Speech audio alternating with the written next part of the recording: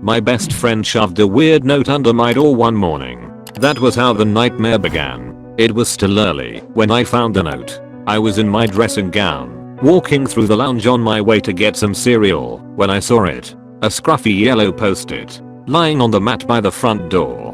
Morning sunlight streamed through the window and framed it in a golden rectangle. Before I'd even read the message, I could tell by the messy handwriting that it was from Toby.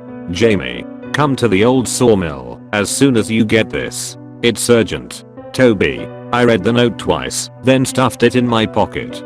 Frowned. Toby's my best friend in our village, and we see each other almost every day, school and at weekends. But he was never normally up this early, and he'd never left me a note before.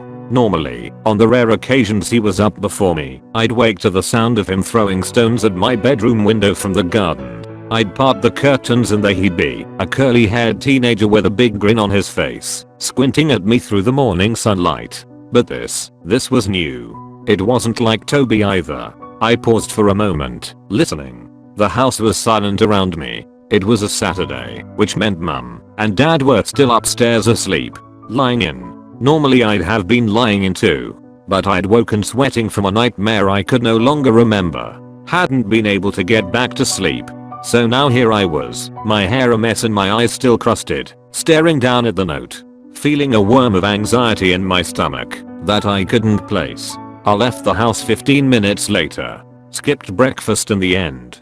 I tried Toby's mobile a couple of times first, but when it kept going to voicemail my impatience got the better of me. I chucked on some clothes and left through the front door, closing it quietly behind me. If Mum or Dad woke up they wouldn't care that I was off out so early, but they would want to know where I was going. Then I'd have to explain the note, and it'd be a whole thing. Much easier to slip away unnoticed. Winter sunlight made me squint as I made my way down the drive. My footsteps crunched over gravel. I creaked the front gate open, wincing at the sound it made, and as I reached the main village road I glanced instinctively to my right, in the direction of Toby's house. I frowned.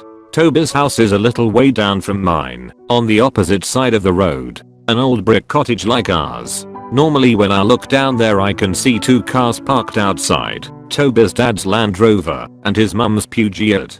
But today there were 3 vehicles, and the third was a police car. What do you reckon that's about? Then, the voice made me jump. I spun around and saw our next door neighbor, Mr. Willows, leaning over his fence, watching me. Mr. Willows is a bit odd, but he's okay. He's this old guy who lives on his own and spends most of his time out in the garden, smoking. Always wears a suit. Today he had a black blazer and a pink tie on, as though he was off to a wedding. His grey hair spilled over his forehead, which was wrinkled into a frown as he stared at me. As I stared back he stretched out his hand and thumbed the end of his cigarette, sprinkling ash onto the tarmac. I opened my mouth to say something, but Mr. Willows spoke again before I could. You're up early, Jamie. You off to find your mate? Yeah, I'm gonna go meet him now. You didn't see him earlier, did you? Mr. Willows was taking another drag on his cigarette, but now he broke off, coughing. He held it away from his face and stared at it, his frown deepening to a scowl. Last time I'd buy this shit. They were out of my brand at the co-op, but I'd rather go without than smoke this crap. He flicked the cigarette. I watched it sail from his hand and land in the road. The glowing tip trailed smoke through the air. Nah, I haven't seen your friend in a while. You off to call on him now, are you? No, I'm going to go meet him nearby. He left a note for me this morning. Mr. Willows had been half turned away from me, as if he was getting ready to go inside, but now he paused and looked back. The flicker of some emotion I couldn't place passed behind his eyes. Left you a note, did he? Yeah. I'd better go find out what he wants. I normally didn't mind talking to Mr. Willows, but this conversation was starting to drag. I began walking down the road to the left, past Mr. Willows' fence, in the direction of the little footpath that would lead me to the old sawmill. But as I drew level with the place he was standing, I felt his eyes on me again. I turned towards him and forced a smile onto my face. I'll see you later, Mr. Willows. Have a good day. For a second, that same emotion I'd seen before, something almost like confusion, passed the old man's face. but a moment after that it was gone again. He nodded and tipping me a wave. Old bastard's probably losing it, I thought to myself as I continued down the road. I glanced back once when I was halfway to the gate that would lead me to the footpath. Mr. Willows still hadn't gone back inside. He was standing in the same place by the fence, fiddling with the lapel of his blazer, staring after me. The old sawmill. Why the hell did Toby want to meet there? As I hurried along the footpath, green light filtering through the tall hedgerows on either side of me, I racked my brain. The thing was, we'd already explored the sawmill to death. We'd done it a couple of years back. The place had been a great find at first, a dilapidated old barn that looked like something from a horror film. A ruined building which sat in the middle of a wooded clearing, smack bang between two fields. It was spooky and remote, and we'd had a great time climbing the rafters and exploring every dark corner there was to explore. But that had all been several years ago. We were older now. We'd already done the sawmill to death. As I reached a little stream that bisected the footpath, I glanced up at the sky. Thick, black clouds were gathering overhead. I wasn't far from the sawmill now, and it looked like that might be a good thing. Rain was coming. Toby? Toby? My voice echoed in the silence of the clearing. I shivered. The rain clouds were directly overhead now, blocking out the sunlight, turning the clearing into a patchwork quilt of greys and dark greens. The sawmill reared up in front of me, all splintered rafters and chipped brick. An old red door was set into the side of the building, the paint pink faded and flaking off in chunks. Nobody had used it in years, though, and that included me and Toby. We didn't need to. The entire front end of the building was missing, gaping open like a wound, exposed to the element. From where I was standing I could just see inside. Dusty concrete, old wood, and a scattering of rusted, bramble chalk tools. No sign of Toby anywhere. Toby? Where are you, mate? I took a few steps forwards, towards the open end of the building. Shivered again. Wind rushed through the trees at the edge of the clearing, making the leaves whisper. I stared at the shadows inside the sawmill and felt that worm of anxiety in my stomach again. Those shadows looked too dense, somehow. It was like peering into a cave. Was it possible Toby was hiding somewhere in there? Crouched in the darkness, waiting to jump out at me? It wouldn't have been entirely out of character, but then again, what? Why are you acting like some scared little kid? As the thought was running through my head, I felt the first drop of rain on my skin. That did it. I shoved my nerves to one side and strode forwards. Covered the remaining distance between myself and the sawmill in a few quick steps. When I'd reached the ruined opening of the building I paused again, peering into the shadows. Toby? You in there? I took another step. Toby, this isn't funny, mate. If this is all some kind of wind up and you got me out here for nothing, I'm going to be pissed. I took another step and felt my foot crunch broken glass. The sound made me wince. All around the clearing, the wind suddenly picked up. Tree branches crashed against each other. Leaves shook. The rain began to fall more steadily, the droplets hitting the clearing in a constant patter. I took another step forwards. The shadows were all around me now. The inside of the sawmill smelled like dust and mold. I fumbled in my pocket for my phone, intending to use the little torch function, but as I was pulling it out I caught a shape from the corner of my eye. I looked to my left and bit back a scream. Toby stood in the shadows. He was over by the left-hand wall of the sawmill, standing with his back to the brick, facing me. I couldn't see his features in the gloom, but I could just make out his thick mop of hair. Jesus fucking Christ, Toby. I could feel my heartbeat hammering in my chest. My skin, which had been cold a moment ago, suddenly felt too hot. You scared the shit out of me. Toby stood against the wall, unmoving. What the fuck are you doing out here? Is this a wind up? Toby didn't say anything. Toby? What the fuck, mate? This isn't funny. Toby still didn't speak. Instead, he slowly lifted his left arm, held it out away from his body, pointing. I followed his finger. There was something in the shadows near where Toby stood, lying coiled in the darkness, next to a pile of bricks. What the fuck? Toby didn't say anything, just kept pointing. Rain pounded down harder outside the sawmill. The wind howled. I had my phone out of my pocket now, and I thumbed on the little torch. The light spilled out and lit up the shadowy floor. A green tie, That's what Toby was pointing at. It lay coiled next to the bricks in a little heap on the concrete floor. I stepped closer.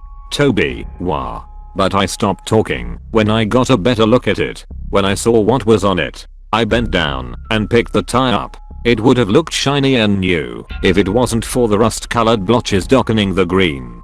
The messy, browning stains that covered it. Those marks weren't just on the tie either. I saw now. The floor below me had been stained the same color. There were patches of the stuff all over the dusty concrete. They looked like... Toby?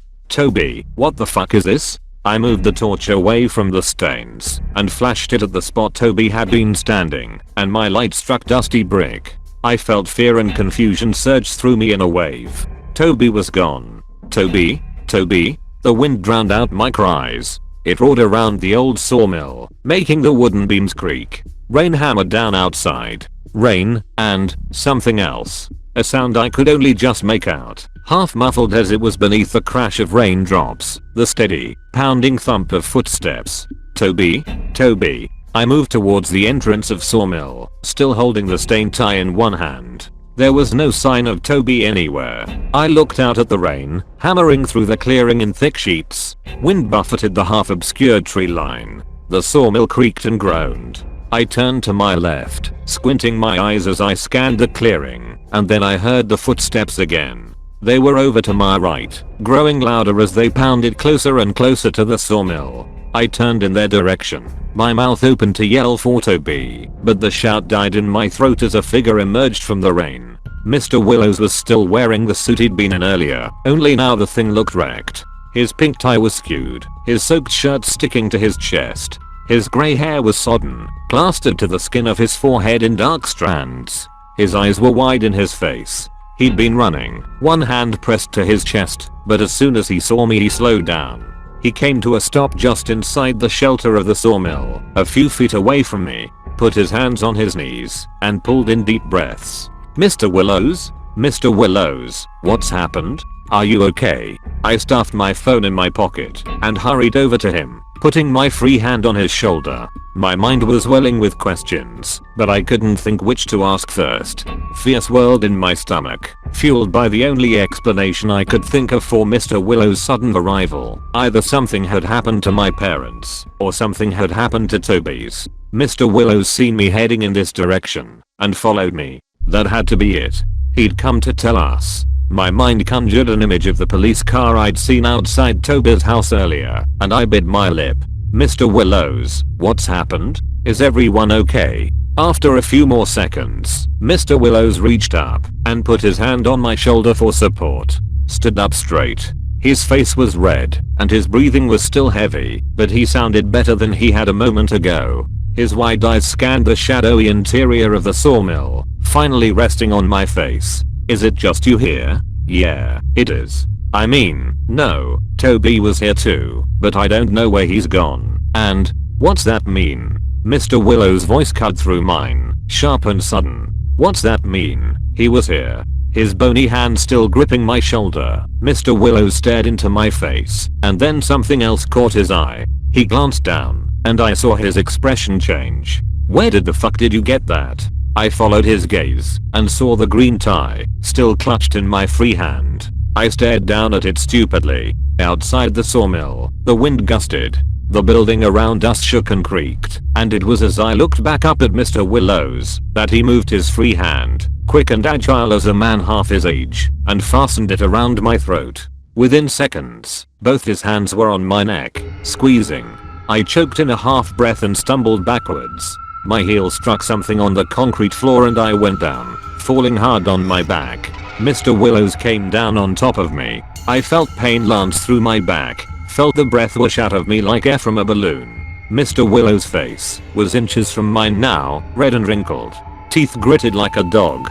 His grip around my neck was impossibly strong, a rigid band of bone. I reached up my hands to grab his arms, to try and break his hold on me, but I couldn't do it. My hands were suddenly too weak. My head felt thick and heavy, and my vision filled with blotches that were the color of red stains on concrete. When Mr. Willows spoke to me, he sounded like he was about to cry. I didn't mean it, Jamie, I swear I didn't. I liked you boys, you know that.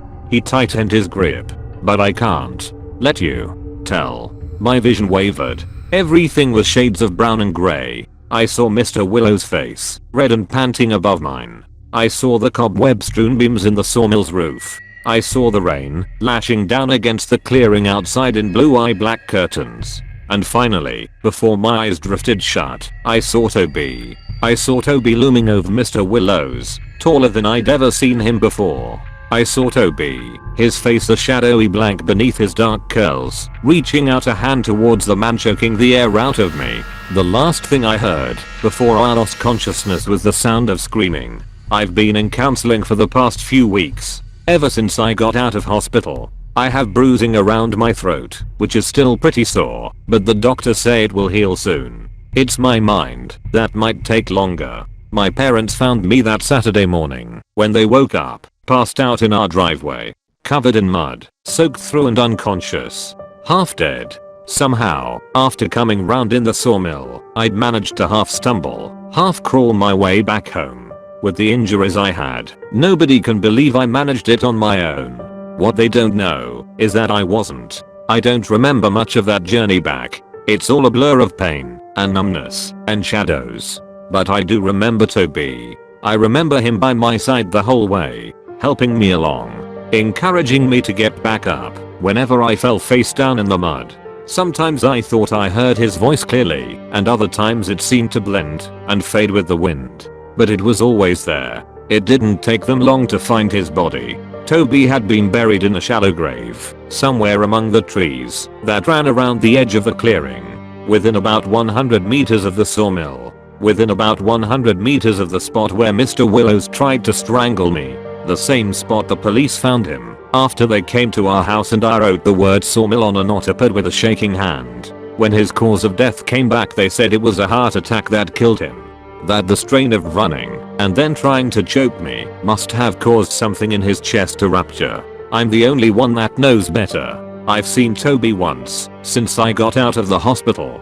Just once. It was a Saturday morning and it was early. I'd had trouble sleeping. I woke from whatever nightmare I'd been having in a sweat, my duvet twisted up around me, and before my eyes were even fully open, I heard it. Tap, tap, tap. It could have been a bird outside, or a distant neighbor working in their garden, or it could have been the sound of small stones striking a window. I swung my legs out of bed and got up to check. I didn't see Toby at first. When I parted the curtains, the sunlight was so strong it made me squint. It poured into the garden like liquid gold, bathing the grass in its yellow glow.